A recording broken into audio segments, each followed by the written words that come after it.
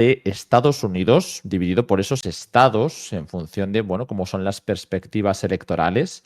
Concretamente nos encontramos, bueno, pues ya sabéis, los estados en color rojo, republicano, azul, demócrata, y los que están tendentes hacia uno de los dos lados de manera más difuminada, y bueno, los estados clave, los estados críticos que van a estar en juego durante esta elección y que pueden decidirlo todo. Entonces, hoy, Carlos, podemos empezar por donde quieras. Si tenemos alguna novedad, tenemos cosas de campaña. Hay tantas cosas que de hecho están ocurriendo en la campaña que quizá estaría bien hacer un pequeño repaso. Y bueno, pues además de eso, pues nos encontramos ahora con la posibilidad de debatir qué puede pasar y cómo van evolucionando estos sectores. Cuéntanos un poquito. Sí, en efecto, entramos ya en la recta final de la campaña, quedan apenas 15 días para las elecciones, menos aún, se celebrarán el 5 de noviembre. Y lo que hemos visto a lo largo de las últimas semanas ha sido una consolidación de las tendencias que ya venían marcándose desde los últimos meses, unas tendencias que apuntan a una carrera absolutamente ajustada en la que no está claro, ni va a estar ya claro seguramente hasta la noche electoral, quién va a ganar estas elecciones. Y es que, aunque Harris dispone de una ventaja de unos 3 puntos en el voto nacional, que no obstante se ha acortado, se ha reducido ligeramente de acuerdo con las últimas encuestas, la situación en los 6, 7 estados clave, los 3 del cinturón del óxido y los del cinturón del sol, que van a decidir los resultados de las elecciones, continúa siendo absolutamente, continúa siendo una situación de empate técnico. Hay un empate técnico entre los dos bloques, entre el candidato republicano y la candidata demócrata, que impiden saber qué va a ocurrir en esos estados que seguramente sean los que acaben por decidir las elecciones. Y mientras tanto, en la campaña, bueno, tenemos por un lado a los demócratas que tratan cuyos esfuerzos van dirigidos precisamente a tratar de acaparar todo aquello que se sitúa a la izquierda de Trump, e incluso aquellos sectores del republicanismo más establishment que abominan del trumpismo.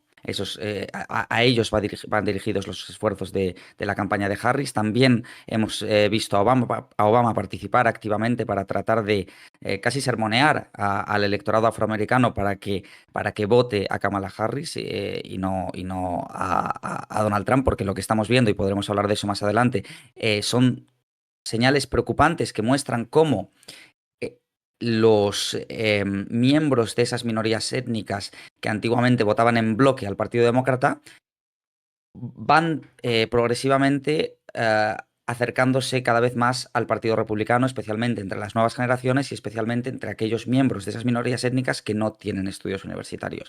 Por lo tanto, por ese lado tenemos los últimos acontecimientos de la campaña demócrata, y después en la campaña republicana quizá lo más significativo que hemos visto en los últimos días ha sido lo sucedido ayer, cuando Donald Trump se apresuró a dirigirse a un McDonald's de un suburbio de Pensilvania para ponerse a repartir patatas fritas en un Macauto.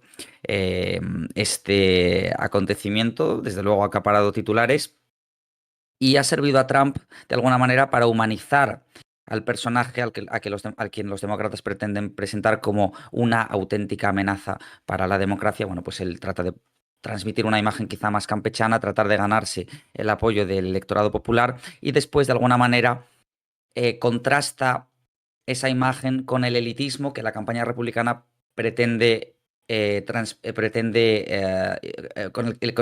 contrasta esa humanización del personaje con ese elitismo que la campaña republicana atribuye a Kamala Harris, ¿no? Una candidata que dice que trabajó en un McDonald's, pero según Trump nunca lo hizo, y entonces dice, bueno, pues voy a ser yo quien trabaja en el McDonald's, a mí no se me caen los anillos, etcétera. Y bueno, esto ha sido quizá lo más relevante de lo que ha sucedido en los últimos días. Bueno, muchísimas cosas ya para abrir, Carlos, porque es que temas de campaña, todos los que queramos, ¿no? El asunto del propio Donald Trump, sin duda, ha sido uno de los más polémicos, ¿no? Por la visibilidad que está logrando, que he visto a muchos demócratas muy preocupados por ello, como decías antes, ¿no? Signos preocupantes, entiendo que para los demócratas, porque los republicanos en, Así, por en supuesto. ese tipo, claro, en ese tipo de cambios que se están viendo, que podemos analizar varios cambios, ¿no? Pero has explicado uno de ellos, que es el cambio dentro del apoyo demoscópico en distintos sectores demográficos, muy interesante, que ahora podremos profundizar, pero también existen cambios demográficos per se a nivel geográfico, que son los que luego van a tener un efecto en dónde se sitúan esas bases de apoyo y cómo afectan al reparto de los compromisarios. Porque, como sabéis, en Estados Unidos la elección no es proporcional. De hecho, ahora mismo lo que se está diciendo es que aunque Donald Trump va recuperando un terreno que a lo mejor Kamala Harris había conseguido mejorar desde que, bueno, pues Joe Biden dio el paso atrás, ahí ganó muchos puntos el Partido Demócrata, hubo como una especie de etapa de euforia. Ahora es Donald Trump el que parece que está recuperándolo y son distintos los puntos de interés, ¿no?, de cara a la elección, porque se sigue contemplando que, aunque movilice mucho voto en contra Donald Trump y se dé por hecho que Kamala Harris puede ganar el voto popular, luego es en ese voto proporcional del que hablamos donde parece que está la disputa real, ¿no? Hay un techo al que puede alcanzar Donald Trump y un techo que puede alcanzar Kamala Harris por sus respectivos sectores de apoyo y sectores de odio, digamos de alguna manera, porque realmente es un voto en contra a veces. Y que ahí pues vemos que Kamala Harris puede rozar el 50%, 51, 52, se ha llegado a barajar, y a Donald Trump le cuesta a veces en algunas encuestas superar el 48-49% de techo, ¿no? Que seguro que aquí, Carlos, tienes algún dato más, pero es lo que se ha ido viendo durante estas últimas semanas. Pero aún así no es significativo como para decir, bueno, está todo decidido. No, porque aunque Kamala Harris lograra ese mayor punto, ¿no?, o mayor techo al que alcanzar el voto popular, luego tiene que traducirse en votos electorales y eso no lo tiene tan fácil. De hecho, se está deteriorando su posición. Ahí es donde vemos la oportunidad de Donald Trump. Que ocurran este tipo de actos, que sean en estados como Pensilvania, que se estén enfocando tanto en Wisconsin, en Michigan y en los estados clave que ha mencionado Carlos, ¿no?, del Cinturón del Sol, en general estados sureños, de las dos zonas, bueno, de la zona oriental, en Georgia sobre todo, pero también en Carolina del Norte, como lo veis en pantalla, y en la costa occidental, bueno, no es costa, en Arizona y en Nevada, ¿no?, que son básicamente los otros dos que mencionamos. Pero hay como un montón de polémicas porque Kamala Harris no está teniendo un buen desempeño en entrevistas, no está teniendo un buen desempeño comunicativo. Donald Trump está haciendo una campaña muy comunicativa. La cuestión es que aunque de verdad consigue, no creo que sea una percepción republicana, vender la imagen de que Kamala Harris es élite californiana y que está desconectada de ciertos votantes sin estudios y que es donde está apostando todo, yo creo, Donald Trump con esa elección también de Vance para vicepresidente y también de lo que estamos viendo, de lo del McDonald's, es claramente, ¿no?, un ejemplo de apuesta por el electorado blanco sin estudios o el electorado que a veces se mencionan. Es que justo en Pensilvania no, pero no, en otros estados se ha hablado mucho del electorado negro, el electorado afroamericano, latino, que son electorados mayormente demócrata, cómo están consiguiendo reducir bastante ese gap. No diría que vayan a ganar en esos electorados, pero reduciendo ese gap pueden marcar mejores datos, ¿no? Y eso pues es bastante importante, pero quiero decir, por mucho que cale lo de que Kamala Harris y parte del sector demócrata son élite, no es menos élite Donald Trump cuando acaba de tener como millonario, ¿no?, el apoyo del otro multimillonario por excelencia ahora mismo, que es Elon Musk, pues prácticamente sorteando, ¿no?, dinero para la gente que vote por Trump en las plazas clave, ¿no?, en los estados clave. Exacto, y esa es la paradoja, que Trump, que se presentó como outsider en 2016, tiene hoy el apoyo del hombre más rico del mundo. Sin embargo, entre su electorado no parece que esa realidad perturbe el relato y la imagen que mucha gente tiene de Trump como el candidato que viene a enfrentarse a las élites de Washington. Muchas cosas has comentado.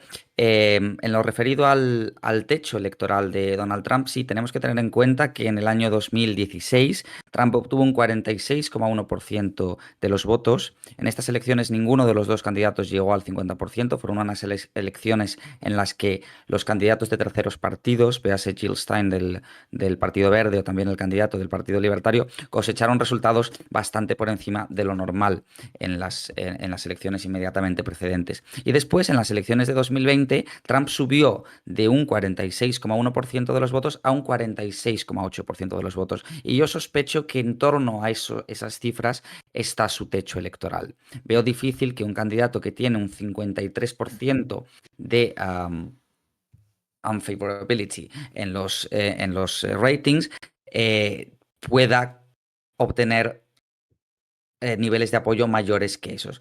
Por lo tanto, la clave para Trump está en maximizar esos apoyos y en impedir que Kamala Harris lo supere en más de 3 puntos porcentuales, porque en torno a esos números, unos 3 puntos porcentuales, se situaría el sesgo que favorece a los republicanos en el colegio electoral. Una vez que el candidato demócrata supera en más de 3-4 puntos al candidato republicano, tiene muchas más probabilidades de ganar el colegio electoral. Sin embargo, si solo está entre 1 y 3 puntos por encima, los republicanos tendrán más probabilidades que ellos de conquistar, de alcanzar la mayoría absoluta de compromisarios.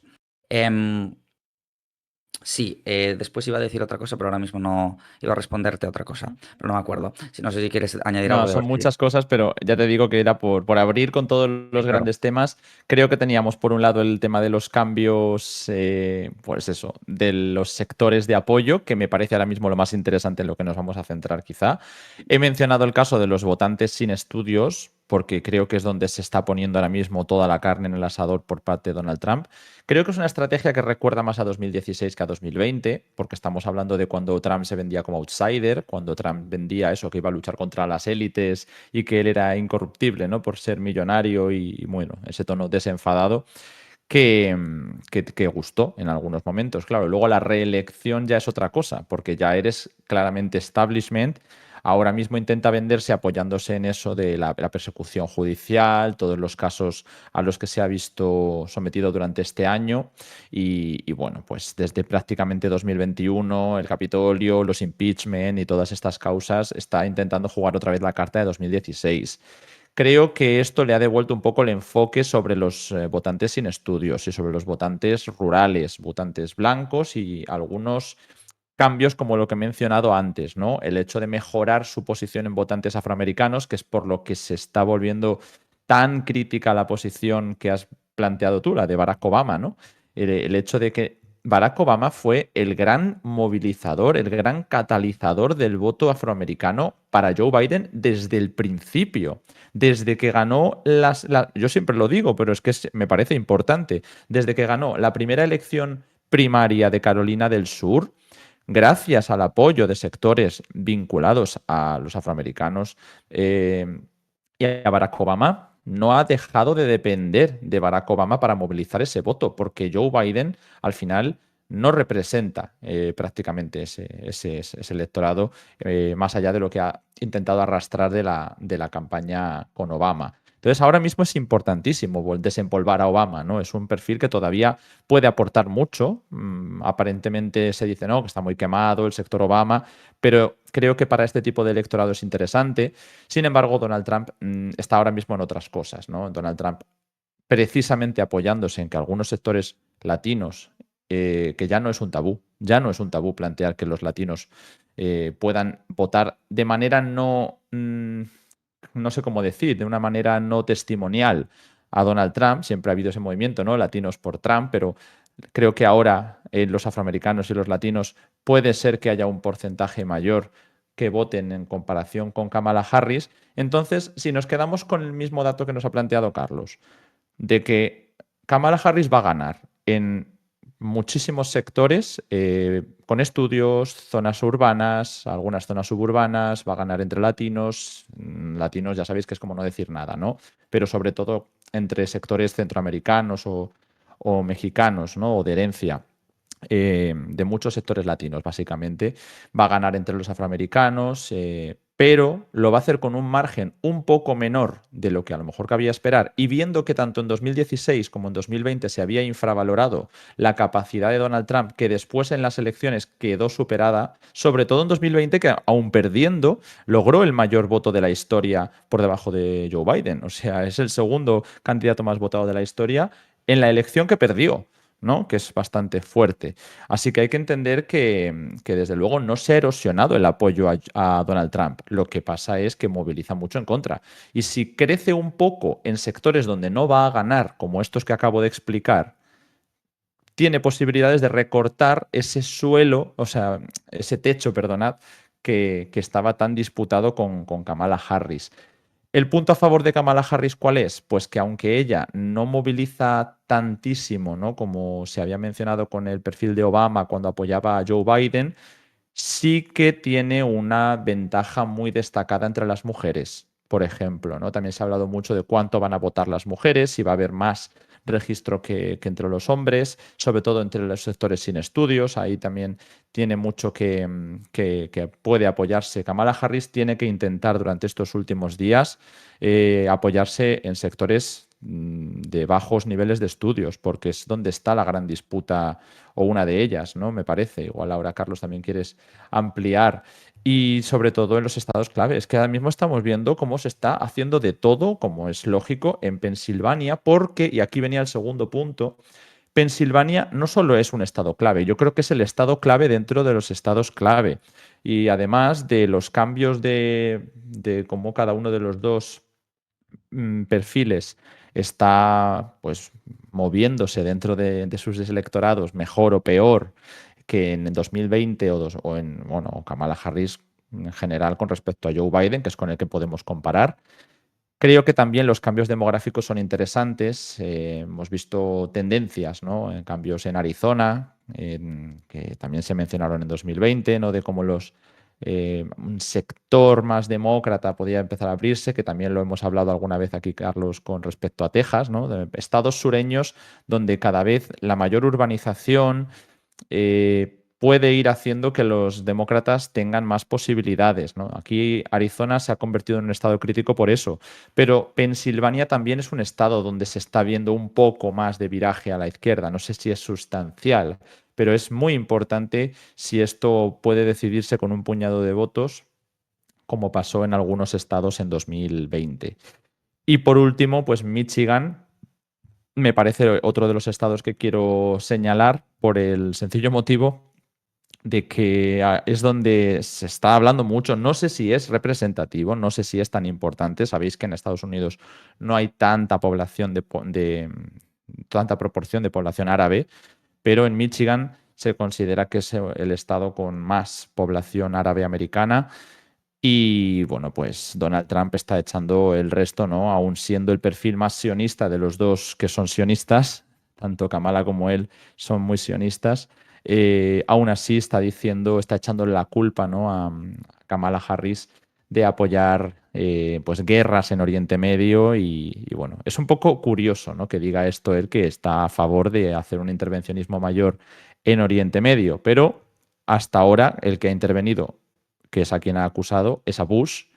Y como todo el sector republicano no trampista va con Kamala Harris, puede echar sin problema el resto contra los McCain, contra el Romney, contra el Cheney, que ahora justo acaba de tener que ver, ¿no? Con lo de Michigan que he mencionado. Se ha juntado Kamala Harris con Liz Cheney y contra Bush. O sea que son tantos y tantos perfiles que yo creo que merecen esta atención, ¿no? No sé, he mencionado otra vez muchas cosas, Carlos.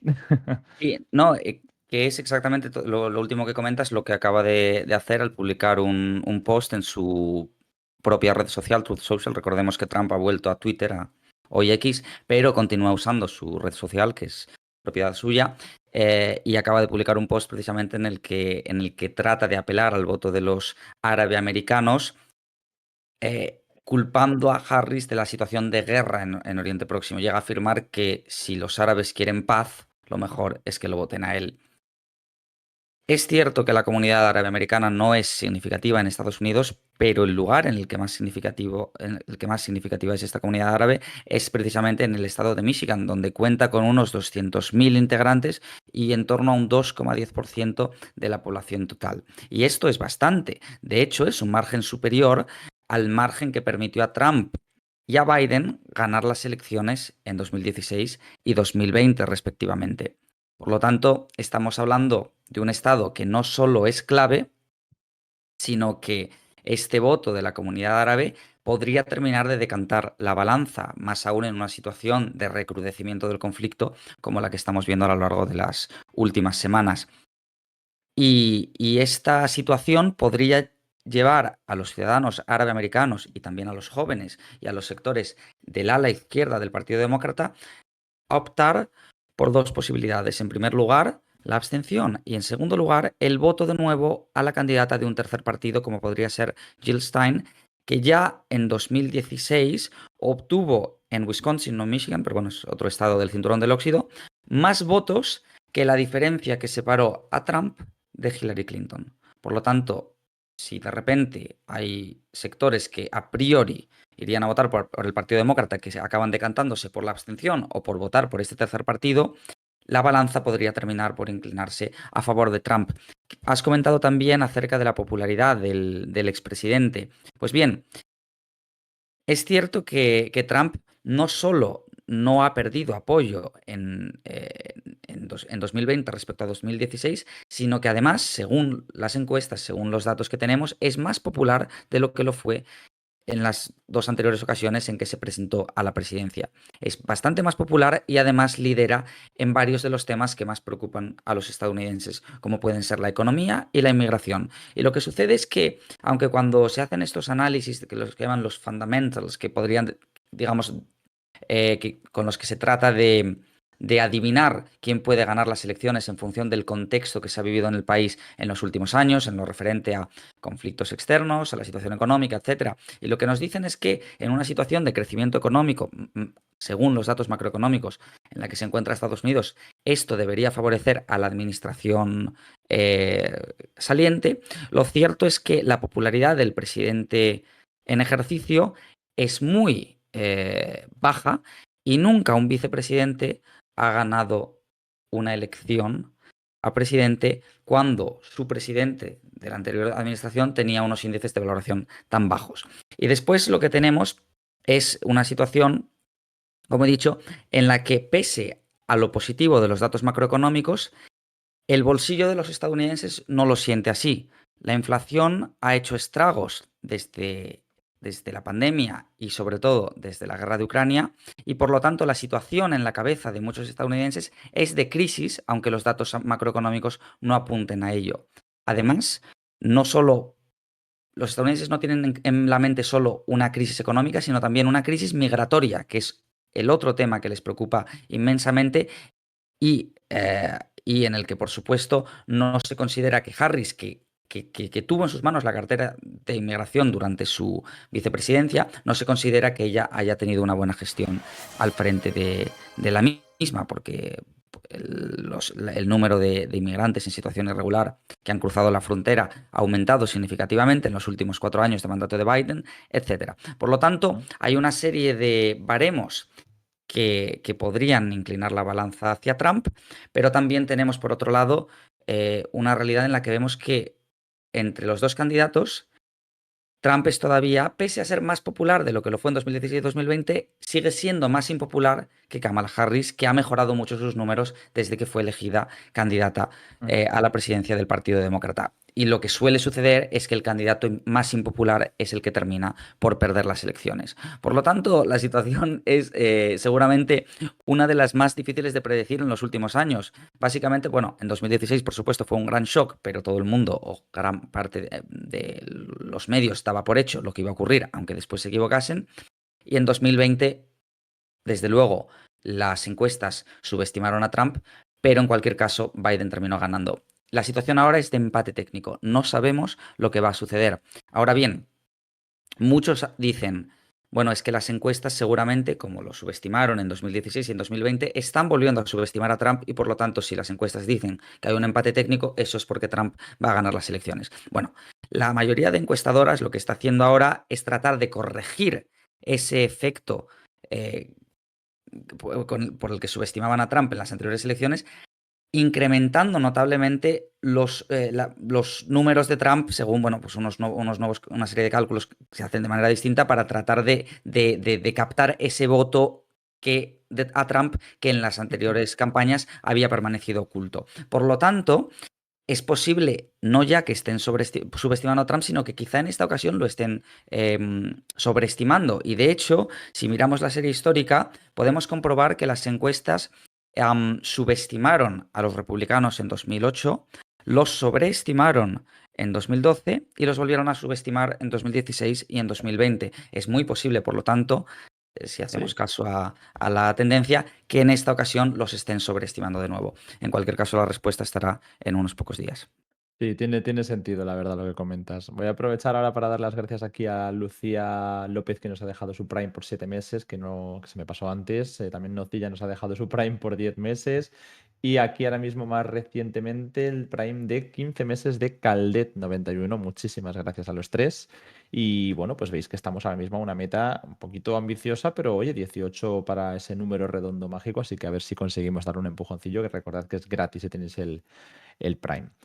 Bueno, con respecto a lo que comentabas, Carlos, estoy de acuerdo, creo que es posible que se esté sobreestimando ligeramente a Donald Trump. Entonces, casi más que centrarme en el voto popular, hablábamos de lo de los techos, que creo que es relevante, me centraba más en los sectores demográficos concretos, porque al final es donde se está jugando esto, ¿no? Va a ser un puñado de votos porque parece que está muy, muy justo, pero es cierto, y ese es uno de los puntos a favor de Kamala Harris, ¿no?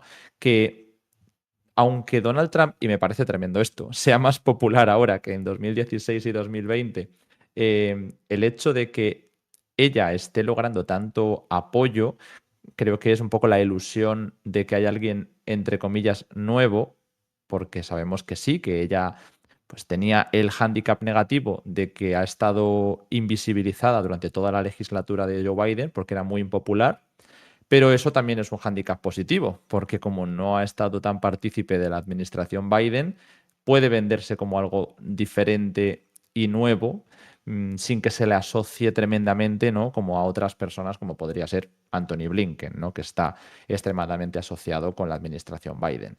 Entonces entiendo el por qué ha causado tanto furor desde que se nombró candidata y quizá podamos decir que Kamala Harris está siendo mejor candidata que vicepresidenta, al menos en cuanto a percepción de apoyo popular, ¿no? Está gustando mucho más como candidata a sus propias bases que como cuando era vicepresidenta como parte del Ejecutivo.